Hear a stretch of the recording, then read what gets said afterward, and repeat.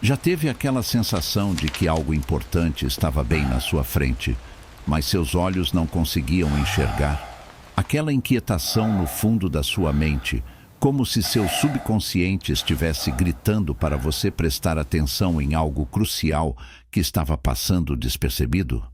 Foi exatamente isso que senti naquela noite chuvosa de outubro, depois de 15 anos na força policial. Uma ocorrência aparentemente simples, daquelas que atendemos às dezenas por semana. Um chamado de perturbação de sossego que, em circunstâncias normais, seria resolvido com uma advertência e, no máximo, uma multa. Já estava com o talão de ocorrências na mão, prestes a finalizar mais um caso corriqueiro para poder voltar à delegacia e encerrar meu turno. Estava exausto após 12 horas de trabalho, com os olhos ardendo e pensando apenas no chuveiro quente e na cama que me aguardavam em casa.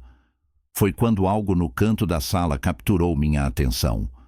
Algo tão sutil, tão facilmente ignorável, que nenhum outro policial antes de mim havia notado. E naquele instante percebi que aquela simples ocorrência de perturbação escondia um segredo muito mais sombrio. Um detalhe que mudaria não apenas o rumo daquela investigação, mas também minha vida e a vida de todas as pessoas envolvidas. O que descobri naquela noite me ensinou que às vezes a verdade está escondida nas sombras mais evidentes e que prestar atenção aos pequenos detalhes pode fazer a diferença entre justiça e impunidade. Meu nome é Ricardo Mendes, tenho 42 anos e trabalho como investigador na Polícia Civil há mais de uma década. Sempre fui conhecido no departamento pelo meu olhar meticuloso e pela capacidade de enxergar padrões onde os outros viam apenas coincidências. Não me considero especial por isso, apenas desenvolvi essa habilidade após anos observando como os criminosos costumam deixar rastros, mesmo quando tentam apagá-los. Naquela noite, eu estava fazendo um plantão extra para cobrir um colega que precisou se ausentar por problemas familiares. O relógio já marcava quase R$ 23 quando recebemos uma chamada sobre perturbação em um condomínio de classe média.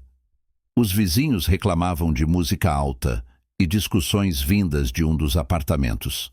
Sinceramente, naquele momento, tudo o que eu queria era resolver aquilo rapidamente e ir para casa. O temporal que caía não ajudava em nada, o meu humor já desgastado pelo cansaço.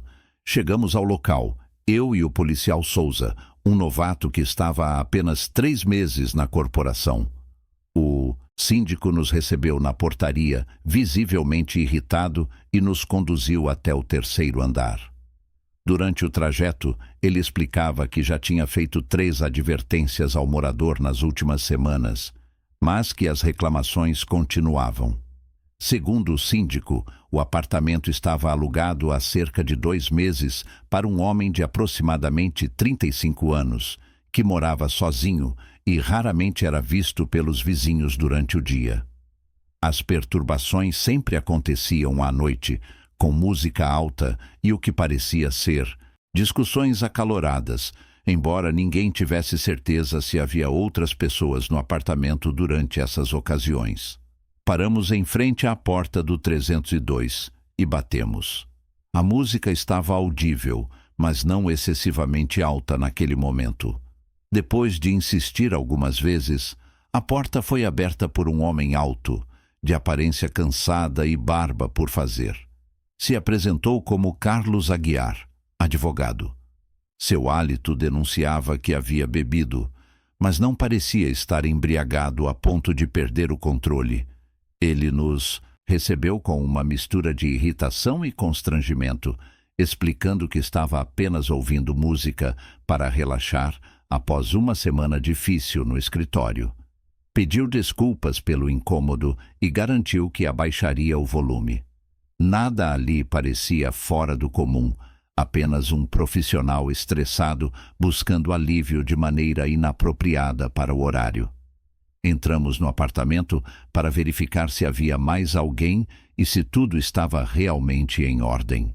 O lugar estava razoavelmente organizado, com alguns livros de direito espalhados sobre a mesa de centro e uma garrafa de uísque pela metade sobre o balcão da cozinha americana.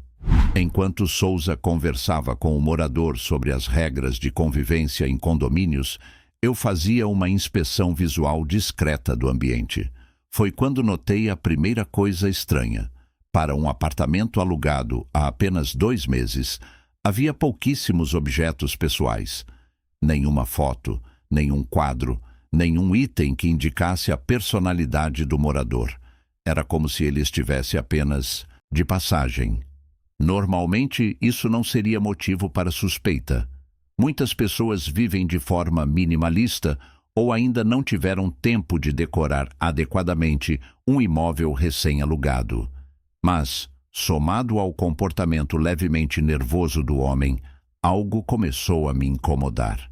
Carlos Aguiar consultava repetidamente o relógio de pulso enquanto respondia às perguntas do meu colega, como se estivesse ansioso para que saíssemos logo. Percebi também que, apesar do síndico mencionar discussões, não havia sinal de que mais alguém frequentava o local. Nenhum segundo par de chinelos, nenhum casaco feminino, nenhum indício de visitas. Já estávamos prestes a sair quando meus olhos capturaram algo no canto da sala, parcialmente visível atrás de uma estante. Era uma pequena mochila infantil, colorida, com desenhos de super-heróis. O tipo de mochila que uma criança de 6 ou 7 anos usaria na escola. Aquilo imediatamente acendeu um alerta na minha mente. Carlos havia afirmado que morava sozinho e, segundo o síndico, nunca foi visto com crianças. Olhei rapidamente para o restante do apartamento, buscando outros sinais da presença de uma criança. Mas não havia nenhum brinquedo, nenhum livro infantil, nada que justificasse aquela mochila estar ali. Decidi fazer uma pergunta casual, enquanto apontava para a estante. Perguntei se ele tinha filhos que o visitavam ocasionalmente. A reação de Carlos foi reveladora. Seu rosto empalideceu por um segundo antes de recuperar a compostura. Respondeu que não, que a mochila pertencia ao sobrinho que havia ficado com ele no último fim de semana. Uma explicação perfeitamente plausível, mas seu breve momento de pânico havia me dito outra coisa. Algo estava errado, embora eu não pudesse determinar exatamente o que.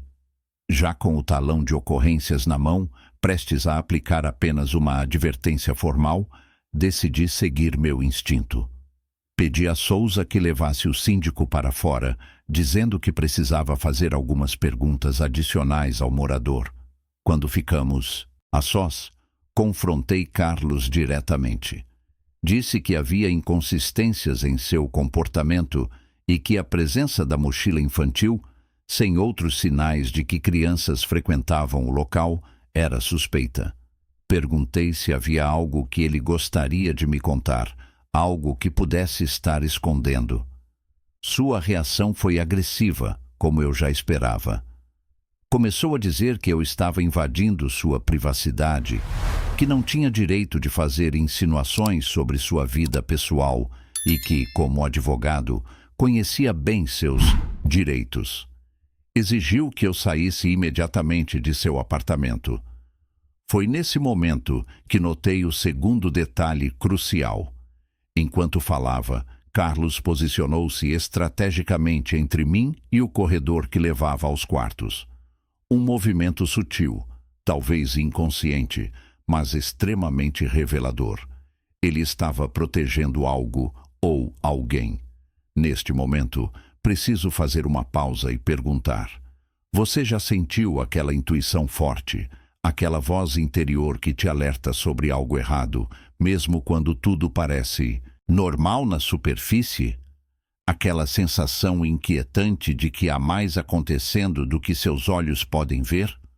Talvez você tenha ignorado esse instinto e depois se arrependido, ou talvez tenha seguido essa intuição e descoberto algo importante.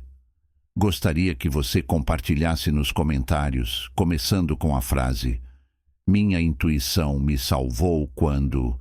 Ou deveria ter seguido meu instinto quando...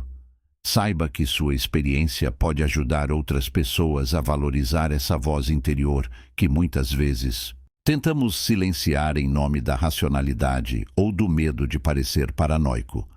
Agora, vamos continuar nossa história e descobrir o que estava acontecendo naquele apartamento aparentemente comum. Decidi ser direto. Informei a Carlos que sua atitude defensiva apenas aumentava minhas suspeitas e que eu teria que verificar o restante do apartamento antes de encerrar a ocorrência. Ele tentou argumentar que eu precisaria de um mandado, ao que respondi que as circunstâncias justificavam uma verificação por questões de segurança. Na verdade, eu estava blefando. Sem evidências concretas de um crime, eu realmente precisaria de um mandado para realizar uma busca completa. Mas apostei que, se houvesse algo a esconder, ele não iria arriscar me deixar sair para conseguir uma autorização judicial. Funcionou. Carlos pareceu avaliar rapidamente suas opções e então seu comportamento mudou completamente. De agressivo passou para conciliatório, quase suplicante. Disse que havia me entendido mal, que não tinha nada a esconder e que eu poderia verificar o apartamento, mas que eu estava cometendo um erro. Aquela mudança abrupta só confirmou minhas suspeitas. Chamei Souza de volta e pedi que ficasse de olho em Carlos, enquanto eu verificava os outros cômodos. O apartamento tinha 2 quartos. O primeiro, claramente usado como escritório, estava cheio de papéis e processos jurídicos, confirmando a profissão declarada por Carlos. O segundo quarto, no entanto, estava trancado. Quando pedi a chave, Carlos hesitou por um momento antes de tirá-la do bolso. Suas mãos tremiam ligeiramente quando me entregou a chave e seus olhos evitavam os meus. Nesse momento, eu já sabia que encontraria algo significativo por trás daquela porta, mas nada me preparou para a cena que se revelou. Ao abrir a porta, me deparei com um quarto infantil completo. Havia uma cama pequena, brinquedos organizados em prateleiras, livros coloridos e desenhos presos na parede. Mas não havia nenhuma criança à vista. O que tornava a cena mais perturbadora era a organização impecável do quarto, como se tivesse sido preparado para uma foto de revista. Nada estava fora do lugar, nenhum brinquedo no chão, nenhum sinal de que uma criança realmente vivia ou brincava ali. Era como um cenário montado, uma representação do que deveria ser um quarto infantil, mas sem a desordem natural que uma criança criaria. Quando questionei Carlos sobre o quarto, sua história começou a mudar. Primeiro, disse que era apenas um quarto, preparado para quando o sobrinho o visitava. Quando apontei a inconsistência com sua afirmação anterior de que o sobrinho havia estado lá apenas no último fim de semana, ele mudou novamente a versão. Afirmou então que estava em processo de adoção e havia preparado o quarto antecipadamente. Cada nova explicação só aumentava minhas suspeitas. Foi quando Souza me chamou da sala. Enquanto eu investigava o quarto, ele havia notado algo que eu havia deixado passar. Um pequeno caderno escondido entre os livros de direito na estante. O caderno continha uma lista de nomes de crianças, idades, endereços de escolas e rotinas diárias, detalhadamente registradas. Alguns nomes estavam riscados, outros tinham anotações como muito exposto ou pais atentos. Um dos nomes estava circulado: Mateus, 7 anos, Escola Municipal Monteiro Lobato, sai às 17h30, pega ônibus sozinho. Naquele momento, todas as peças se encaixaram de forma aterradora. As supostas discussões que os vizinhos ouviam não eram discussões reais, mas provavelmente gravações usadas para criar a impressão de que havia mais pessoas no apartamento. A música alta servia para encobrir outros sons. O apartamento estrategicamente alugado por um curto período. O quarto infantil preparado. A lista de possíveis vítimas. Carlos Aguiar não era apenas um advogado que perturbava o sossego dos vizinhos. Ele estava metodicamente planejando o sequestro de uma criança. A descoberta desencadeou uma operação policial completa. Uma busca minuciosa no apartamento revelou mais evidências. Fotos tiradas de longe, mostrando crianças saindo de escolas, um telefone descartável com mensagens para possíveis cúmplices e um plano detalhado para transportar uma criança para outro estado. Carlos foi detido imediatamente, enquanto equipes foram enviadas para verificar a segurança de todas as crianças listadas no caderno, especialmente Mateus, que aparentemente seria a próxima vítima. A investigação subsequente revelou que Carlos Aguiar não era realmente advogado. Seus documentos eram falsos e seu verdadeiro nome era Rodrigo Menezes, um homem com histórico de denúncias por comportamento suspeito próximo a escolas em outras cidades. Ele havia conseguido evitar condenações anteriores devido à falta de provas concretas, sempre se mudando antes que as investigações avançassem. O que encontramos naquele apartamento foi o primeiro conjunto sólido de evidências contra ele, interrompendo seus planos antes que pudesse causar danos irreparáveis a uma família. Nos dias que se seguiram à prisão, descobrimos algo ainda mais perturbador. Rodrigo não agia sozinho. Fazia parte de uma rede maior, com conexões em diferentes estados. As informações que obtivemos levaram à identificação de outros suspeitos e, eventualmente, à libertação de 2 crianças que já haviam sido sequestradas por outros membros do grupo em cidades diferentes. O caso ganhou repercussão nacional, não apenas pelo que foi evitado, mas pelo que foi descoberto a partir daquela simples ocorrência de perturbação de sossego. O que mais me impactou, no entanto, foi perceber como estivemos perto de não descobrir nada. Se eu tivesse ignorado aquela mochila infantil parcialmente escondida, se não tivesse prestado atenção ao comportamento defensivo de Carlos, se tivesse apenas aplicado a multa por perturbação e ido embora, como seria fácil e justificável fazer após um turno exaustivo? Uma criança teria desaparecido. Uma família teria sido devastada e Rodrigo teria simplesmente se mudado para continuar suas operações em outro lugar. Este caso mudou fundamentalmente minha perspectiva sobre meu trabalho. Me fez entender que mesmo as ocorrências aparentemente triviais podem esconder algo muito mais sério. Que os detalhes que parecem insignificantes podem ser justamente os que revelam a verdade. Que nossa intuição, quando treinada pela experiência, muitas vezes capta sinais que nossa mente consciente ainda não processou completamente. 6 meses depois, recebi uma carta da mãe de Mateus. Ela havia descoberto, através da investigação, que seu filho havia sido alvo de Rodrigo. A carta continha apenas algumas linhas de agradecimento, mas junto delas estava um desenho feito pelo próprio Mateus. Um desenho simples, de um policial com uma lupa gigante, olhando para uma pequena mochila colorida. Na parte inferior do papel, com a caligrafia irregular de uma criança de 7 anos, estava escrito: "Obrigado por me salvar sem me conhecer." Guardei esse desenho na minha mesa de trabalho. Ele me lembra diariamente que o verdadeiro trabalho policial não está apenas nos casos espetaculares ou nas grandes operações, mas na atenção aos pequenos detalhes que outros podem não notar. Nos lembra que, às vezes, a diferença entre uma tragédia e um salvamento pode ser apenas um olhar mais atento, uma pergunta adicional, uma recusa em aceitar a explicação mais fácil quando algo não parece correto.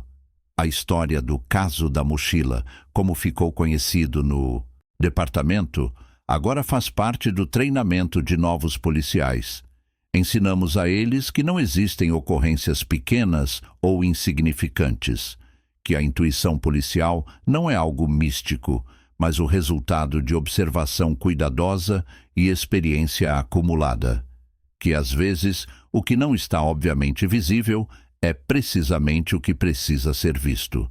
Para Souza, o policial novato que estava comigo naquela noite, a experiência foi transformadora.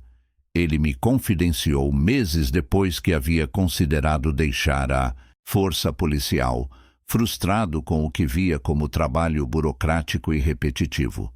Aquele caso mostrou a ele o verdadeiro impacto que podemos ter, mesmo nas situações mais rotineiras. Hoje, ele é um dos investigadores mais meticulosos do departamento, sempre atento aos detalhes que outros podem negligenciar. A rede criminosa da qual Rodrigo fazia parte foi desmantelada ao longo do ano seguinte, resultando na prisão de 12 pessoas em 5 estados diferentes e na recuperação de evidências que ajudaram a esclarecer casos de desaparecimento que estavam sem solução há anos. Tudo isso a partir de uma ocorrência de perturbação de sossego, uma mochila infantil parcialmente visível e a decisão de prestar atenção quando algo não parecia certo. Essa experiência me ensinou que a observação atenta é mais do que uma habilidade profissional, é uma responsabilidade.